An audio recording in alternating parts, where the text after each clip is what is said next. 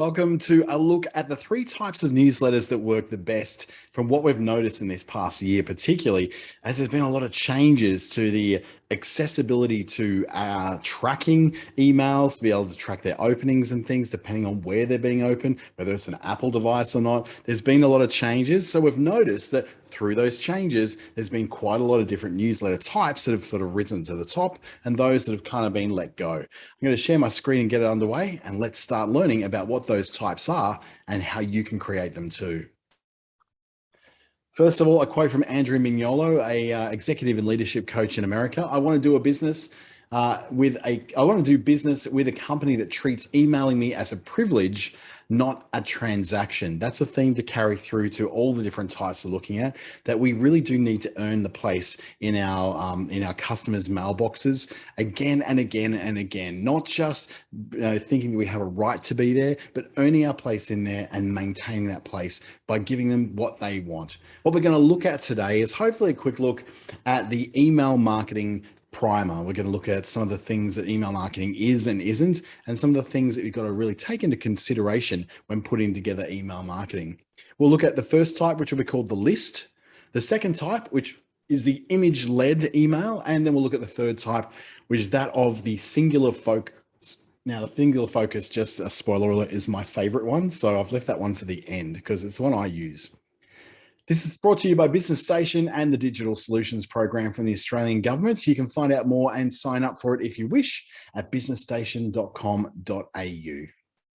We'll also be recording this and placing it on YouTube a little later. I should have this on YouTube and edited probably in about 2 hours' time. So you'll be able to view this again and pass it on and share it with other people who you think may find some use from it. First, a little bit about me if you've not met me before. I work with the Digital Solutions Program as well as the Australian Government's Workforce Australia Self-Employment Services. I have my own startup pre-accelerator program called Startup Territory, work as a Meta lead trainer. I've got a lot of different jobs I do. I'm contracted to so many different things. But one of my most recent ones is to become a Canva champion, which is someone who helps push forward the use of Canva to more and more small businesses to show them that it is a great tool to use.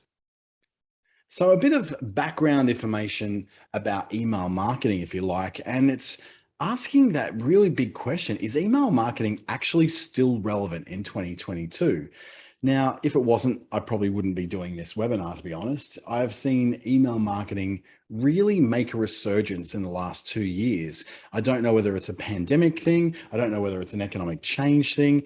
But perhaps it may be that email marketing has become more popular simply because advertising and marketing on social media has kind of plateaued. It's kind of reached the point where we don't know what else we can do with it to get more reach. So we're returning to some of the old things we've done before. But there are certain attributes to email marketing, such as it's taken more seriously by people than, say, a post on a social media platform. And by taking more seriously, I mean it's regarded as having a higher status. If someone's sending me an email, it's to a very personal place. If someone's sending me an email, it's also a very private place of mine. So if I'm letting someone into my mailbox, it means I take them seriously. We also find that email newsletters in general have better view rates than social media. What I mean by a view rate is like an open rate. So it's the same thing. Go in social media, you ignore a lot of things. They sort of pass you by. Your inbox is very much the same. You'll see your inbox, you'll see things in it. And what we find is that for a post on a feed, say for instance, if you're posting something on Facebook about your business from your business page, you can expect an engagement rate of 0.1%. Yes, 0.1%, not 1%. It's really, really low. But when we look at open rates for email newsletters, it runs at around about 8 to about 18% on average. That's a lot bigger than 0.1%. So we're seeing that email newsletters are outperforming social media by quite a long shot at the moment. So for those reasons, we find that 87% of marketers and organizations that have marketing teams still rate email marketing as being so worth it. We thought that once it hit below the 20% mark in open rates, that that's a bad thing. But in realistic terms, that's one of the best open rates you can imagine for any kind of marketing. It's better than television. It's better than radio. We don't notice a lot of radio ads. We have learned to tune out TV ads and often, turn down the volume or turn away to another device when TV ads come on. So we're finding that the hit rate of email marketing is way better than what we thought it was, even though it may only be between 8 and 18%. That's a lot more than 0.1%, isn't it? Way, way more. So what data can we get from our emails? Can we get from email marketing? What can we learn from it? Well, depending on the program that you're using, you can usually get information such as open rates. So that's the percentage of what was sent was actually open. So I've currently got an email newsletter at the moment that's averaging around about 48% open rate, which to me is phenomenal considering there's about 7,500 people on that list at the moment. I'm very, very fortunate. I am expecting it to drop over time because I started it off with 7,500 people based on a list I've been building for 10 years and had done nothing with. I've now started to do it. The unsubscribes have been very low and the open rates very high. So we'll see how that goes. You can also see who opened it, who didn't open it. More importantly, you can see who may have unsubscribed or who may have replied or done something with it, clicked through a link. And that comes to our click rates as well. We can see where people have clicked and what they have clicked on and how many of them have clicked. You also see the kind of devices that people are opening on. I'm continually surprised to see that most of my open rate is on a computer, not on a phone. But in the last 2 weeks, the amount of people on a phone has crept up quite dramatically. So I'm starting to think maybe I need to make sure that my email is much more mobile phone reading friendly. And the last one there is not meant to be click rates, but it's meant to be clicks. So you can actually see what the clicks are. So who clicked on what. And if you've got 3 links, as I had 4 in my most recent newsletter, there's one particular link which is in the body of the email, not at the end of it where I usually put my links. It is by far the most clicked. It's showing that I've given an example of, for instance, a newsletter that I actually have copied my newsletter's format from, and that has gained like 3 times more the amount of clicks than anything that's down the bottom, which is saying this is inviting you to watch a video or to book time with me or to join one of my upcoming webinars. So it just goes to show you that knowing where those clicks are has now taught me that I may be better off putting some of my clickable items earlier in the email rather than right at the end to get more people to click on them. Although I don't really want to mess too much with what seems to be working pretty well. How much though does email marketing cost? And this will vary depending upon the systems you're using. It can be free to send. You can use free accounts with MailChimp, MailerLite. HubSpot has a free account, which is what I use. I don't use a free account, I use the paid one. But there's lots of things, Constant Contact, Active Campaign, all these different email sending platforms. And a lot of them have little to no ongoing costs. A lot of them have free entry-level versions, but the really good ones don't tend to. In fact, I usually steer people away from MailChimp simply because it has some of the lowest open rates of all emails in the industry. And it also seems to get stuck in a lot more spam filters than other items. MailerLite, I think, performs better. HubSpot, I think, performs way better than those. But then you look at things like Active Campaign, Constant Contact. They are very, very specialized and quite powerful email marketing platforms that seem to cut through where some of these other platforms don't. They seem to be able to get into mailboxes that others don't get through. And the cost per click for us is way lower than social media ads. The cost per click could be anything from $6 to $8 for me to get someone to click on something from an ad that I'm running on Facebook and Instagram. The cost per click on here is basically the cost of whatever it costs me to run my mail platform. It costs me about $80 a month to run my whole customer relationship management platform. That's HubSpot, and I run it all from there. It costs me way more than $80 a month to run a social media campaign. So everything, once I pay that $80 a month, is then free for me to use. Once I'm in social media, I can run an $80 campaign for a couple of weeks, but I still got to pay for that to go longer and longer and longer. So the cost per click, definitely way higher on social media ads than what it is on email marketing, which is why I've sort of taken a lot more of an interest in it in the last probably 2 months. So what's the potential reach of email? Well, apart from the fact that 4 billion people in the world have access to email, where only around about 3 billion have access to social media, definitely a lot of people have access to email. But what we find is that when you break it down between people who have opted into your website, people who have been actively marketed to opt into your website, perhaps to your list through a website, and then what I call is an automatic opt-in, you've got a much greater lot of people if you automatically opt people in. Now, there's certain rules and legislation that goes with this. The Spam Act of 2003 requires that people opt into marketing emails, that you don't opt them in. Although if you have a previous relationship with them, you're able to do that. So how I automatically opt people in is anyone who's ever emailed me or who I've ever emailed, they have a pre-existing relationship with me. I can add those to my marketing. They will then receive my marketing. They can choose to opt out if they like. Now, does this annoy anybody? Well, out of 7,500 people who I've hit up in the last, 8 weeks with my email marketing, I've had less than 25 unsubscribes. That tells you it's not that annoying to people. And if it's written right, and if you do the right thing, you're actually not going to annoy people at all. They might ignore you, they may unspam you, but I actually make an allowance for that in my text, where I actually say at the very end of it, I say, look, if you're not getting any value out of this, I really invite you to unsubscribe. And look, I'm not going to worry about it. I don't mind, and we're still friends, okay? So I actually make it really, really clear at the end of the email that, look, honestly, unsubscribing from my email is not going to, cause me any lost sleep. I've got 7,500 other people on that mail list. I'm fine, thank you. So those 3 ways, opting in via a website, it's through a form on a website where you deliberately type in your email address and say, yes, I want to get that. The actively marketed is where you've got, say, for instance, an email signature on your regular email, or you've got a social media post asking people to subscribe to your list, usually through a direct link through to whatever the system is you're using to run your email newsletter. That automatic opt-in is what I told you. It's basically I opt in every single person who comes through me. I've connected HubSpot through to my Gmail so that everyone who comes in through my Gmail is automatically opted in for that list. They can opt straight out if they want to. That's up to them. But for now, everybody who comes through gets opted in. And I'm pretty happy with the results of that. Another area that's really interesting for email, and you don't often think of email being creative, but it actually is a much more creative space than social media, particularly when you consider that a Facebook post is a pretty defined area of what you can do. There's a bit of room for a bit of text at the top before it drops down to a read more. There's room for one video or image you can put in there, and that's really about it. The only creativity you've got is with that image. It could be a graphic or something. It could be anything you like. But the creativity of an email newsletter is almost endless. You've got on the right there, you've got different shapes, different sizes. They essentially look exactly like a website, right?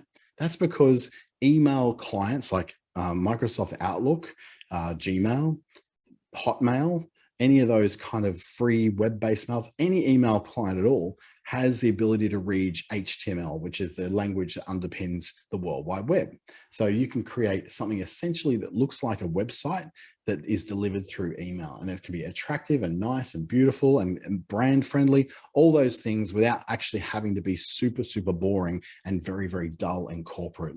So you can have a lot of fun with your designs of email marketing without having to be pushed into the format that it's forced through social media like Facebook, Instagram, TikTok, and whatever, where you are constrained to the space you've got. You can't scroll past that. It is what it is.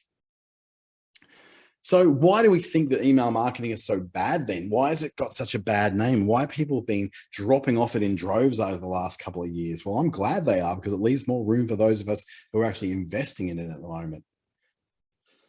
Basically, what happens with email newsletters that we tend to make those newsletters all about us. We don't make it about the customer we're talking about. We don't make it about the people that we're delivering it to. We certainly don't take a look in their lives and see what they need. We just go, I have a message and I want to share that message with the world. That message could be a special, that message could be a product, a service. It could be what you need to know about something that's happened with our company, like we won a contract, or we finished this website, or we are doing this and this is whose birthday it is. We make all this content all about ourselves. So if someone opens that up, has a first glance at the first time they've ever seen that email newsletter, and they see, well, who cares? I don't care that it's your accountant's birthday. then they're going to drop off that newsletter. And that all these all these email systems like Gmail and Outlook and all that, they've got this ability to be able to measure what you're doing within that email. If they find that there is zero engagement with you with that email, they stop showing that email and may even send it through the spam filter. So it's important from day one that you engage people immediately in that newsletter to make sure that it is about them and it's something which has an interest to them, not just a boastful thing of yours, not just you delivering news from your corporate head office and as some kind of press release, but something which actually refers to them. That's why it's marketing, not just sending an email. Another thing we do really bad is that we don't know why we're doing an email in the first place. In a previous employer that I worked for, we had a particular email that we would send out every 2 weeks. We didn't really know why we were sending it. There was no strategy behind it. We were just, no, we're sending out an email every 2 weeks because that's what businesses do. So we put together this very boring, very boasty email and then wondered why no one cared. It had open rates of less than 7% and it never really got any replies. No one cared about it. No one was reading it. All the things we'd include in it, the links we'd include in it just wouldn't get clicked on. It's like we were talking about ourselves, and we were. We were essentially doing that, talking about ourselves, and we had no point to that email. We didn't have a point to that email that said, we want to use this to drive more connections with more clients. We didn't use it with an idea of we're going and saying, we want to generate more registrations for our workshops and webinars. No, none of that. We just said, well, we're doing a newsletter because that's what businesses do. So if you don't know why you're doing it, then you're not going to understand what to do. And if you don't know what to do, you're not going to reach people with a message they want. We also don't tend to optimize for mobile phones. And I've been a little bit bad with this myself lately too, because I prepare everything on a desktop within a desktop system. I don't really make an allowance for what it's going to look like on a mobile phone. Now, thankfully, my particular variety of email newsletter is very text heavy. So it's not going to necessarily be heavy on images and logos and graphics. So I don't have a big problem with loading big files onto a small device like a mobile phone. But I also don't necessarily make it so that it's friendly for mobiles by breaking that text up with some images, because as you're scrolling down a page with a lot of text, talking about 3.5 to 4 minutes worth of text reading, that gets really repetitive and really boring after a while. So optimizing for mobiles can be adding breaks in there with images and videos, adding separators, like little separators that actually separate one bit of text from another to give people a visual break. Or it could just simply be not putting very large embedded videos and photos in there and making it more a text-based email. We also tend to use wrong sending services. And this is where I come up with the whole MailChimp problem again. MailChimp, whilst it has been the leader in this for a long time because it was kind of the first mover, the first company to produce an email newsletter piece of software, it's also the one that sort of gets the worst open rates. It's also the one that it's probably more confusing to use than any of the others. I've used probably about 5 to probably 6, maybe even 7 different email newsletter software. And every time I use them, MailChimp is the one that I go back to and go, oh, it's just so difficult to use. And it's just so not intuitive because it's been sort of built upon and more things have been bolted onto it over time, that it's become, yes, while everyone uses it, it's not the easiest one to use. There are other alternatives like MailerLite. I use HubSpot. Some people like to use Constant Contact and Active Campaign. Sendinblue is also another tool that's really good for sending these things out. And just about all those tools have far better open rates than what MailChimp does. Especially when you're not using the free versions of them, you're paying for it, you tend to get better open rates because you get a higher level of service. You get the ability to be able to tie into better servers that they're going to send it from, and the moving of IP addresses a lot more, rotating them so that the spam filters are not picking up on that repetition of everything coming from the one place or the one IP address. Another thing we seem to do is we send the same thing to everybody. At the moment, my own email newsletter is designed in such a way that it sends the same thing to the same people every week. As I grow that following, and as I know more about them and how they read my newsletters and what they read, I'm starting to learn that I can segment my audiences up into different areas. There's people who are in it specifically for news. There's people who are in it apparently for the storytelling. And then there's others who are just wanting to look at what what events I'm running in the next week, and be able to book in for a webinar or a workshop like that. So being able to segment that up is something we don't tend to do. Even if we've got only about 300 people on our list, maybe, if you've got a small amount of people like that, and yeah, that's a pretty small amount, then segmenting it up probably doesn't feel quite so important. But when you start to get up to my level, like of 7,500, above that, 3,000 people level, that's when you might really consider segmenting your database up into different lists. They're all sending a different thing for different reasons. So my example is, I could have a list of people who I'm sending out stuff because they want to read the stories I'm writing. The second lot could be people who are just in it to find out what workshops I've got on. And the third lot are people who are looking for a little bit of online education, hints, tips, and training, so I can actually deliver that to them. Split those things up. I have 3 smaller email groups, but they'll all receive something that's much more appropriate for what they seem to be enjoying as part of my email newsletters. Another thing we do that's interesting, that's gone down the bottom, but there's no call to action or next step. So what we're saying is that we're putting all this stuff in, but not giving anyone anywhere to go next. It's like saying, here, buy my stuff, but you don't tell anyone where to buy that stuff. That's what we're doing in a lot of these newsletters, where we're filling it full of amazing stuff. We're not giving anyone an option to go deeper with us, to learn more with us, to my throat, to be able to go deeper with us, to perhaps book some time with us or buy something from us. Another thing, we don't watch our analytics, and all those questions about segmentation and about splitting up your users into different lists for different purposes all comes from those analytics. My analytics tell me who's clicking what's being clicked the most, what's not being clicked the most, how many things have opened, who has opened, who are the people who have dropped off as disengaged. I can form a list of disengaged people by producing a very, very bright, very, very pointed email to them to say, okay, you might be disengaged, but you haven't unsubscribed from me yet. Okay, what I'm going to do is I'm going to put a special email together just for you that's very highly personalized to get you back engaged with me again. And once you are, I'll put you back in my main list and you'll get my main email again. Now, none of those things I would know without those analytics. So once I've got the analytics in place, I know what's happening. Just like on your website, you can't know what people love the most on your website until you know how to read your analytics to be able to tell you where people are going, what they're doing, and what they tend to be dwelling mostly on rather than something else. Oh, boring subject lines. This is one thing that comes up quite a lot in email newsletters, even some of the better ones that I read. Terrible subject lines. They don't make sense. It's something like, the CMS newsletter number 132 dated, and it's got the date on it. It's got nothing in there that make me go, oh yeah, I want to know what that is. There's nothing there saying two great new tools you'll wish you had learned earlier. That's something which I would want to open up. Something with a headline such as 3 things that you'll do that will make you work faster without working harder.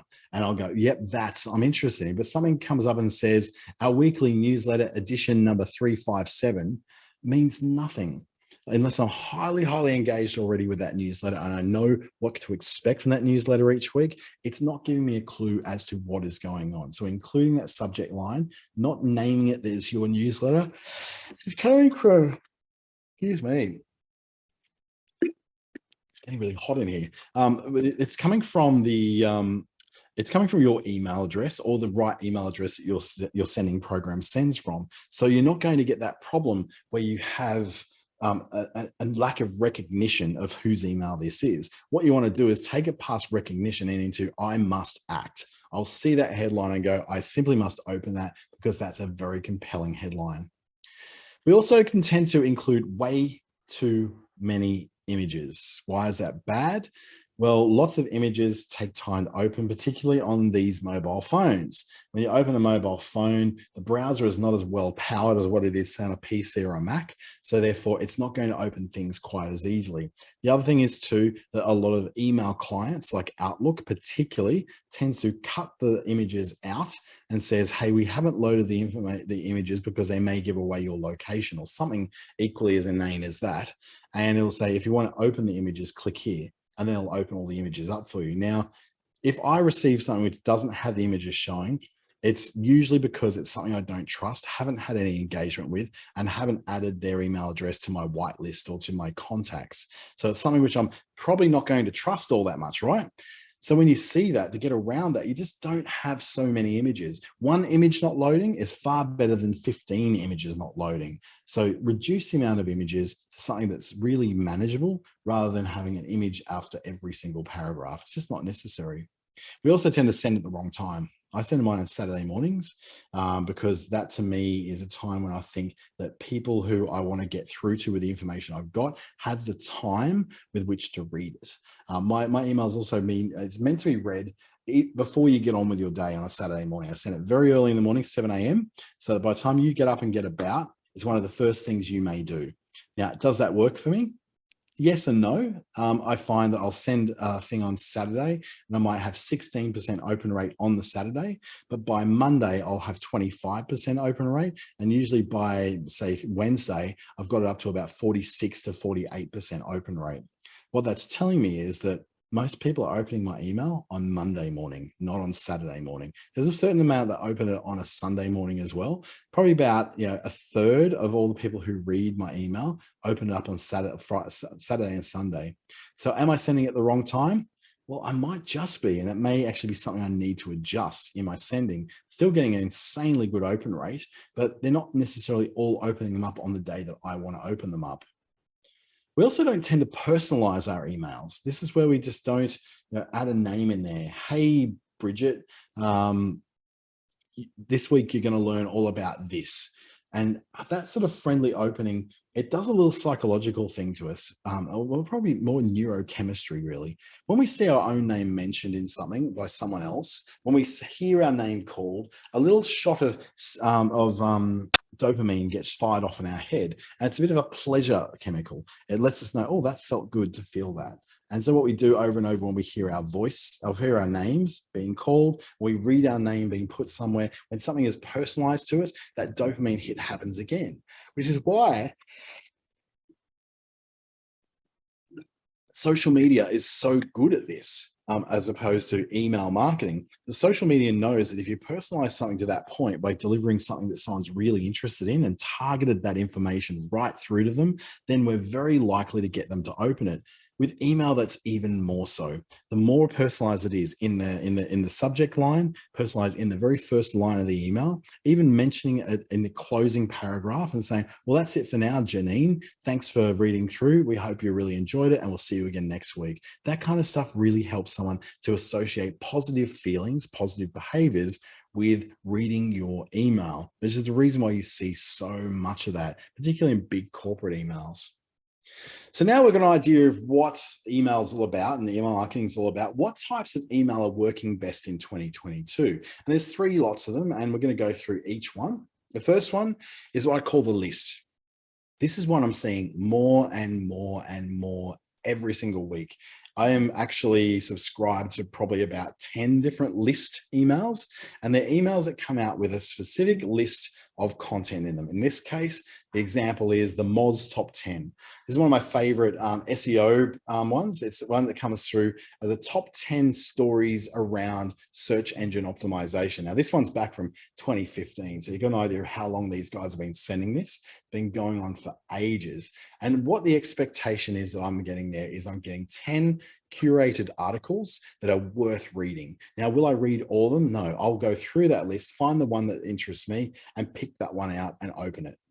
These list emails are becoming much more popular early in the morning, and we're starting to see some monetized emails. Emails are being sponsored, emails are sponsored by corporates, emails that have actually had ads on them, pointing people to go, hey, this is the one email you want to get every morning, to the point where there's like the Morning Brew is an email that makes millions of dollars every single year. It has millions of people subscribing to it. I used to subscribe to it. It's free. And it's just full of American stuff, American news, American sport. It's just got nothing in it for an Australian to care about. So I just got back off it again because it was utterly irrelevant for me, and they don't have an Australian version. version of it. But something like this is a good way of you going, okay, here's the top headlines in this area of interest I've got. I can then click on one of them to go further, but it's limited just to 10. So it's like one scroll and you've got the whole 10 mentioned there. Notice there's no images apart from the top image, which has changed over the years as well. So that change means that we've gone, well, we're not so much going to be in a place where we want to have lots of images on each one of those top 10. They've kept it very, very simple, very, very easy to read. So what's in it is a given number of items, usually a top 10, top 5. Here's the top 3 for the morning. Here's 20 things you can't get on with today without knowing. It's a mix of your content, and it can be some other people's content as well. Moz has probably about 30% of their content is 30% of the issue, the links, sorry, on their email is their own content, pointing to their own products and their own services. The rest is pointing to other people who've done research and who they regard as very good sources of information for search engine optimization and search engine marketing information. It's also a very specific topic area. So you would have to look at what your topic area is this. If you're a coach, you're a coach. If you're an NDIS provider, there'd be something to do with that. If you're someone who's producing training for accountants and lawyers and doctors or whatever it is, then it has to be something that really impacts them and is good for them. My stuff goes to small businesses and to other people in marketing, and other businesses are in consulting and that. So I've got to make sure that my topics are very, very tight. In fact, I only have one topic in every email. We'll see that one shortly. Why this works, this list format, is because it's a simple layout with no fluff. It gets straight to the point. Remember, we saw that then. I'll go back a couple of screens, you'll be able to see it, but it's something that you go, there's no fluff, no introduction. It doesn't sort of do like hi, it's Monday morning, time for another Moz Top 10. Did you know that this, and this? Let's get on with it. They don't do any of that. They just go Moz Top 10, bang, straight into it. No fluff, no mess, no fuss. And that's one of the reasons it really works. You get straight into the good stuff. And any plugs for your own stuff can form part of that list. So for instance, we look back at announcing the Web Developers SEO Cheat Sheet 3.0, that is one of the things that might be one of their own things. That's one of their own pieces of information from their own website. Or it could be, why good unique content needs to die. Whiteboard Friday. Rand Fishkin is their founder, and he was actually one of the writers of that. So they've got a couple of things in there that are all about that. The number one thing, the quality update, came from Barry Schwartz, which is also one of their writers at the time. So some of it is their content, some of it is just linking through to stuff that we think might be of interest, like we used to do with email, when we just forward emails that we thought might be interesting to people to each other. Still got a friend who does that through Facebook Messenger, sends me every day things that he loves that he thinks I might be interested in. It's part of what he does. And for the most part, I'm interested in the same kind of stuff. So you can include plugs for your own products and services in there as well. So how you make your own, basically you've got to choose a topic area. So if your topic area is, let's say it is community arts, then you choose the list length. So remembering that the longer the list, the more items in there, the smaller the summary is going to be. You notice in the top 10 from Moz that the summary was very, very super short. That's because you don't have a lot of room before people get bored of scrolling through and don't want to go any further. What we've seen with heat maps of how people read things is that people generally will see the first 3 things. And as they go down the page, less and less and less and less people will see that. So be very careful with the list length and make sure your killer stuff's right at the top, because your chances are no one's going to get down the bottom. And have one of those things be something that links through to some sort of thing that you do or have something to do with.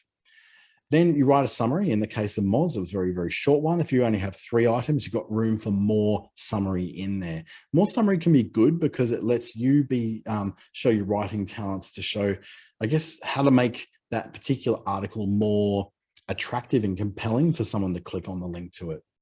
And then feel free to link elsewhere. So everything is going to be in there. Like, you're not going to put all the information in that single email. You're only just doing a summary and you're linking elsewhere. Now, that elsewhere is usually going to be your website, or it could be your blog, or it could be your Facebook account even. You can even link to it. I saw one today, it went out from someone. They linked through to an Instagram article. And I'm like, article on Instagram, really strange place to put it, but that was the channel they're trying to grow at the moment, is that Instagram channel. So they linked through to that. Some considerations to bear in mind when you're using the list method is to remember to include something of your own. It can get very easy to just select other people's stuff and go, hey, this is interesting stuff. This is interesting stuff, and link it all off to all over the place. Always make sure the first thing is linked through your own source. So it's on your website or on one of your other social media platforms, and you're linking through to it. There's something that you did provide, that you put together. Keep your list length manageable, absolutely, because once you get too long, it becomes a little bit out of control. And whilst the top 21 reasons why you should be doing email marketing might sound sexy, the reality is probably only the top 3 to 4 are going to be read anyway. And this is a kind of email format that really works best for services and thought leaders. So people who are providing a service rather than providing a product, because it's looking for you to sort of explore and curate. It's where people value your opinion on things. So if someone values your opinion on occupational therapy, then you linking off to lots of places, including to your own stuff, validates with them that you're a good source of information of occupational therapy. So in my case, since I'm an expert of sorts at the world of digital communications and social media, therefore I could probably develop a list of curated content from all the stuff I read all around the internet every single day. I could probably send out a similar thing, which wraps up all the things that you should be reading about social media and digital marketing usage as a small business owner. So yeah, bear in mind, you probably need to be a service business to really pull this off.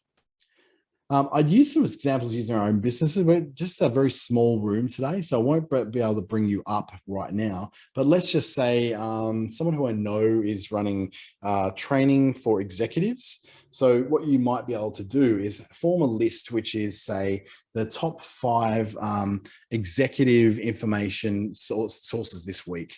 And they could be, the first one is to a blog on your own website. The second one could be to a blog at Inc. magazine. Another one could be to the Sydney Morning Herald, because they've got a particular article which you think is very valuable for people to read. And your fourth one could perhaps be a link through to a workshop or a webinar that you've got online, or a YouTube video that you produce that is still within that area of interest.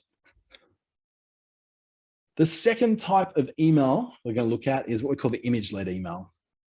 I've given these all my own names because none of these types tend to have a name associated with them. They're just the ones that we've really noticed in my world are really performing well.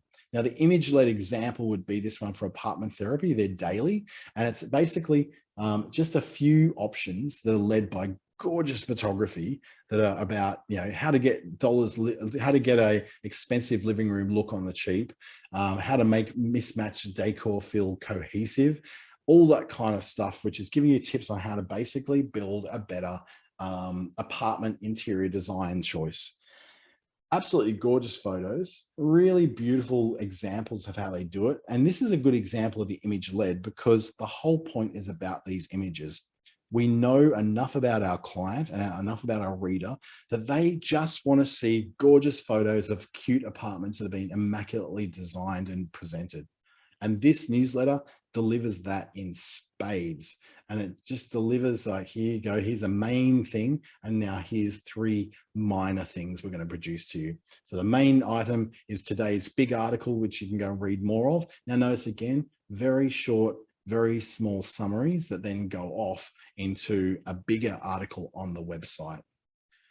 So what it contains is a strong focus on images, as you can tell. It has a big headline, but a very short summary.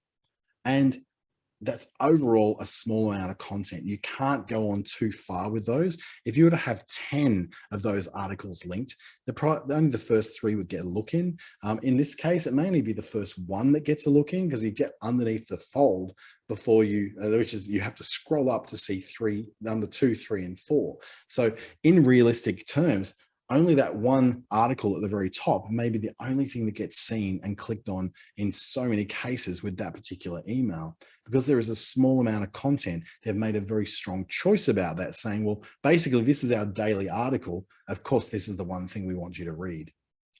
Why this works is because this particular type of email really knows its audience well. It knows exactly the kind of person it's trying to reach, what they like, what they love, what they don't like, and they often don't have time. They're reading this in their break. They just want to be attracted to beautiful photos.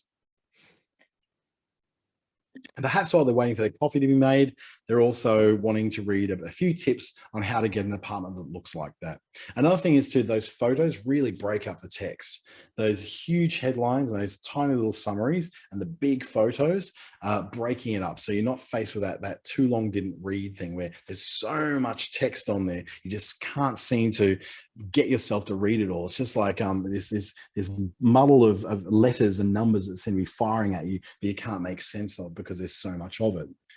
You'll also find that the images need to be relevant to the text. So if you're looking at making an expensive looking apartment, but doing it on the cheap, what you want to do is show an expensive looking apartment, right? Or another one, which is the story about how to make mismatched decor look cohesive. And you're going to have something which has mismatched decor, but looks amazingly cohesive for some reason. We don't know why, we don't know what they did to make that happen, but it's all mismatched stuff that looks awesome together. So it works because it's very clear on those 3 points, knows its audience and what they want. It breaks up the text because it knows they really just want to see the photos. And the photos that are there are relevant to the text that's there. If I click on that article, like I do with so many clickbait, outbrain, taboola kind of articles at the end of news.com.au, I click on something and it says, here, you're going to find out what this person from the Brady Bunch looks like now. And I go and click on that, and it's going to take me 30 clicks to get to what that person looks like. I'm going to get really annoyed by about 2 clicks in and realize I've been clickbaited. So don't clickbait people with something they're not going to see. If I'm going to see that photo mentioned in how to make an expensive look out of cheap apartment bits and pieces, I want to see that particular example you showed me being done, because that's what attracted me in there in the first place. So how you make your own? Again, choose your topic area. Then select what your main story is. You're going to have one main story on your website that may be a blog article, and then select no more than 3 other stories, because you don't want to have people having to scroll on forever to get your stuff. And then choose the most relevant photos you can find for that particular topic. So they've got to be photos that if you're mentioning that, that we're going to show you how to build a look like this, you actually do go in and build a look like that. Or if it's a story about how we helped someone who was recently in a disability situation to be able to achieve much more of their life, you either have the photo of the person with their blessing, of course, or you've got something really, really similar that really paints that picture for people. Because if we go to read that story and it's a picture of someone else or it's a photo of something irrelevant, it's really going to disappoint us. It creates what is called a cognitive dissonance. It's a mismatch between what I expected and what I got. Or it's between what usually cognitive dissonance is something you experience, for instance, if you are pretending to be someone you're not. If you're pretending to be a wildly popular person and you are not, then you create a cognitive dissonance. And it's how we trip ourselves up and get caught up in our lies, is because of that dissonance. The consideration on the image-led style is to go easy on the photos. Notice they only had 4. They had a logo at the top, and then they only had 4 photos, the one for the main article and 3 others. That was it, 4 photos, not 18, not 27 photos, not trying to build a website in there. They're just going easy on those photos. So we don't want to go too hard on those photos and have a photo after every single sentence. They also led with their brand. Because the eye tends to get led directly to those gorgeous photos, for them to be noticed as the brand they are, they really had to lead with that at the very top of the article. Now, I don't put a one on mine. I don't put a photo of me on mine, and it's working pretty well, but it's a very different style of email. It works, but it also won't work in this case, because what we've got is your logo and your brand competing with all those beautiful photos. So if you lead with the brand, then you've got the opportunity then to have someone at least see that brand. And the theory of mere exposure, so the mere exposure effect, says the more that someone sees your brand, the more that someone sees your logo, the more they associate it with trust, the more they associate it with quality and being premium. So we want to make sure they see our profile and our, either our photo or a logo as often as possible. The other thing I want you to consider too is that this particular style of format of email is very, very common right now. It's possibly the most common kind of email that's going out there right now because we know how powerful it is for those photos. So you're coming up against a lot of others who look exactly like yours. You're going to have a very similar looking email to everybody else who does what it is you do. So bear that in mind, that you may need to use a few other little tricks, like have a certain style guide for your photos, and perhaps include some sort of brand stamp on each photo, something that's going to make it very sure that they're reading something from you and not sort of being mixed up with all the other things that they're reading at the moment.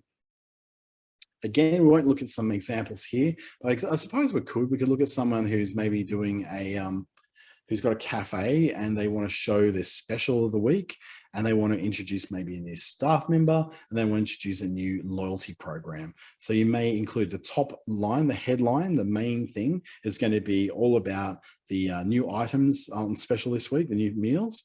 The second bit could be welcome our new barista Gemma. She's got all these things about her, and say hi to her next time you're in. And the third one would then be your third, whatever it happens to be. So you'd be something that's always relatable back to something that gives value to our to your audience. So something they're going to care about, something they're going to actually want to follow, something they're going to want to read, rather than you just going, hey, here's what's happening. You're saying, hey, here's what it means to you. This is why you should care. Big sip of water for this one. This one is the singular focus. And the singular focus email is the one I do for my Saturday sprint. That's my particular newsletter.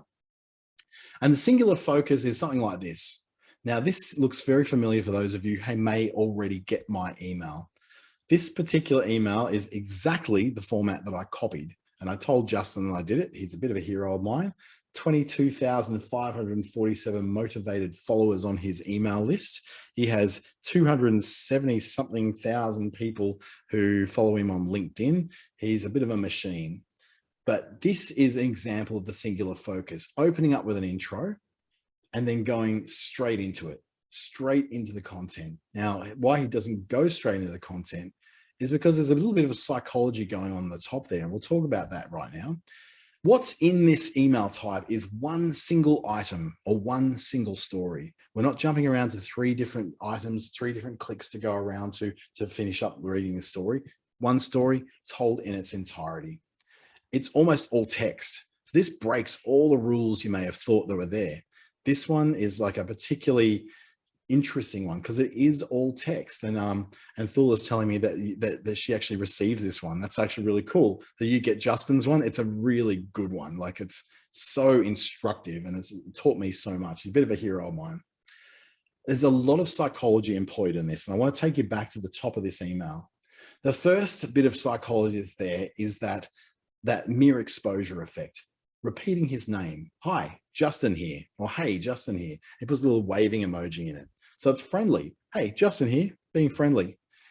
Then he says, happy Saturday morning to 22,547 motivated solopreneurs. The psychology behind that is that you're part of something bigger and you're on the right track because 22,000 and a half other people are following this particular newsletter. So it must be pretty good if that many people have subscribed to it. I've got about 7,500. I've got a long way to go to get to his level. But I'll tell you now that he is a machine. He's someone who I definitely want to get as big as in terms of my following on my newsletter, maybe one day. The second thing he says is, here's one short tip on how to grow your audience online business. It's all, and you say, okay, this is what this is going to be about. My email is all about today growing my audience and online business. Great. So I know what I'm going to get. An expectation's being set. Now, that's 3 pieces of psychology that are being put into that first opening set of paragraphs. The third one is, today's issue takes about 4 minutes to read. I've now been told how much of my very valuable time is going to be used to read this email. I look at that and go, 4 minutes to read? Yeah, I can spare 4 minutes, and I read it. That to me, from everybody who has given me feedback on my particular email, has been the #1 thing that people have mentioned. They've said, oh God, it's so good. You tell me how much it's going to take. You say it's going to be 2.5 minutes. I know it's going to be 2.5 minutes and I can afford that time, or I can tell whether I need to read it later. I'm like, well, that's the point. It gives people the choice to read it now or later and tells them roughly how much time it's going to take them to read. 4 really important pieces of psychology. The friendly welcome, which makes you feel welcome and gives you the dopamine hit of seeing your name mentioned, or seeing a name that you recognize mentioned. The second bit is telling you you're part of something bigger and that you're on the right track. The third bit is here's what you're going to get. And that fourth bit, that really important bit, is saying how long it's going to take you to read this. That's what I like getting more than anything. You pick up a physical book, you can look at it and it's maybe that thick and you go, that's going to take me about 9 hours. So that's going to take me a bit of time. I might need to do it in little bits and pieces, but if I look at that and go 4 minutes to read, that's fine. I can do that. And then he goes straight into it. In today's issue, I'm going to tell you how I would go about finding the 1,000 true fans if I was starting from scratch. Bang, straight away, in we go. Straight to the good stuff. Not wasting time with other little bits and pieces, not sharing news about his company, not sharing about who the new staff member is he's working with. He just goes straight into the value. And that's why it works so well for him. So what works in this is that whole thing, if you're part of something big, is that whole thing you know how long it will take to read. And one thing you probably didn't notice if we go back there, how short these paragraphs are. 2 lines, 2 lines and a bit, 2 lines, 2 lines. Really short paragraphs that are split out. In fact, he splits up his sentences into paragraphs to make it so much easier for you to read. And some of the story I've read behind why he did that is because he is actually dyslexic. So he has trouble reading lots of text squished together. So he likes to break those things up. That's a really good way of actually helping the eyes to receive the message so much more clearly. So that's a really, there's so much psychology is being employed in that beyond just what looks pretty and what's going to drag someone in, is that whole process is looking at data. Justin and myself, we look at all the data. We look at what works in our emails and we make adjustments. He has recently changed from opening his email in your email system to look like this to being a photo and a summary, and then you click off to read it because he's trying to drive a bit more traffic to his website. So that's one thing he's done differently. I'm not following him down that track just yet. He's about 3 months ahead of me with these emails. So I'm sort of watching what he's doing and watching what his method is, and then also watching my own followers to see what they're doing, to see what seems to work and what doesn't work. So if we know that all these things work, how do we make our own? Well, we choose a topic that we know a lot about. It's some interesting choices of English I've used on point 1 there, but choose a topic that you do know a lot about, okay? It needs to be something because it's going a little bit deeper in than just a simple summary. You're going to write the actual article. It's like writing a blog, but in an email, but really, really short so that people can get all the points they need to and then get on with their day. Secondly, you need to set expectations in that introduction. Hi, Justin here. Welcome to 22,472 entrepreneurs. Today's email is going to be about, and it's going to be this long to read. So you set those expectations. It's about this. It'll take about 2.5 minutes to read or 4 minutes to read. The expectations set so that you know what you're getting. Third, write those short sentences and short paragraphs. I like to say that a sentence should be no longer than 20 words and that a paragraph should be no more than 3 sentences. That keeps things really nice and tight. He goes further and makes each paragraph 1 sentence. So it becomes a very simple bits of information you read 1 bit at a time. And then include no more than 3 links to actions throughout that email. I had 4 in my last one, and it led to a lot more clicks on the first one, which was actually in the body of the email. What I usually do is at the end, I might even have to share an example of my one. Thul has already seen my one, I think. What I do is basically have a line at the bottom and then it says, when you're ready and you want to go further, here's 3 ways I can help. And I list them. Number 1 is usually, here, go and watch a video of me, a video I presented of a workshop on YouTube to learn how to do something. Second one's usually book this webinar or free workshop with me, and it points off to Eventbrite where you can do that. And the third one then is usually book a free 15-minute discovery call with me to see what we can discuss about your digital needs. So I've always got those 3 little things on there, and they do perform really well, but usually the one that performs the best is the workshop. The one that goes off to book a place in a workshop usually outperforms everything. But this time, the link through to Justin's newsletter, as an example of the newsletter that I love, has been the one that's outperformed it. So I think I might be responsible for giving a few more subscribers this week. So he's was it 22,437, might grow by a couple of hundred more, hopefully. So that's how you make them. Some of the issues that come up with these though is, do try and keep it under 4 minutes. I think once you get above that 4 minute mark to 4.5 and 5 minutes, you start to have problems, because 2 minutes, 3 minutes, 4 minutes feels small. 5 minutes is an interruption to your day. The second thing is, really know your topic area, because you're going to find it's really hard to write these if you don't know that topic area very, very well. And something I did not expect to happen, and I'm sure Justin gets this as well, is to be prepared for replies. People actually reply to these emails. Now, I find that the image-led emails, the list style emails, people don't reply to them. They tend to just consume them and move on. But my email generates between 20 and 30 replies every single weekend. That's fantastic. Even if that reply is just someone saying thank you, it's an opportunity for me to deepen my relationship with them by saying, hey, you're most welcome. Here's a bit of a preview of what I'm looking at doing next week. So I'll give them a little gift of, here's what I'm going to do next week's one. Or, hey, I noticed that you're really into this one. Here's a workshop I've got coming up that I didn't list on the email that you might want to look at. So those little replies give you an option to go that little bit deeper. And some of the time those replies are, hey, I had trouble booking for the workshop or something like that, so I have to send them a new link. Or they might go, hey, I've just tried to book you, but you're not available for another 3 weeks. Is there a possibility of an earlier session? And I'll go looking to see if there's a gap in my calendar that I can point them to for that booking. So all of that really deepens your relationship with people because you are responsive to them. Because it was a very welcoming email and it's written almost like it's a personal email just written for them, then they feel like they should respond to it. And I've made it so it's not one of those no reply email addresses. I want them to reply. If someone wants to reply to me, they can, and they'll get an answer from me that weekend as well. So they're the considerations of that. An example using your own business, probably my own one. What I'm doing in all of this is I add everyone to my list and then curate it. So everyone who comes in through my email platform is tied into HubSpot. And so they automatically go into my marketing list.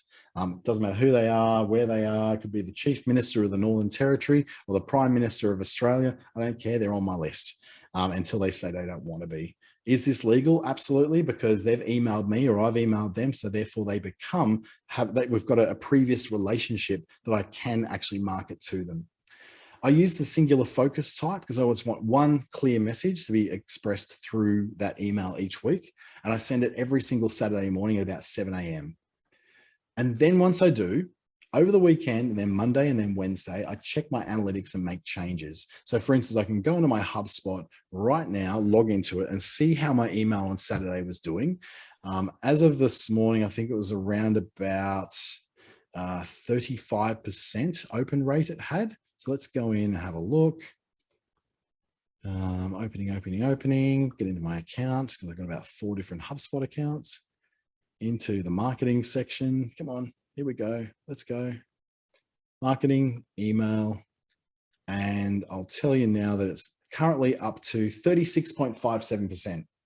So that's below at the moment, but it's Tuesday. By Wednesday, it usually comes up. Now, I expect this particular email is probably going to be a lower open rate than most as my email's starting to mature again. And I've got to go through and start removing some of the unengaged or disengaged people. So it drives that back up again and find out what it is that over the last 2 weeks has dropped my rate down, particularly 4 weeks ago, I had the lowest open rate. This one's looking like it may be, again, one of the lower ones. So I'll go, okay, what is it about those that hasn't worked and make those changes? So my analytics and my changes really make a difference to me. If you want to follow along mine, and you'll actually see the changes as they happen, you can find it at my website, dantesandjames.com.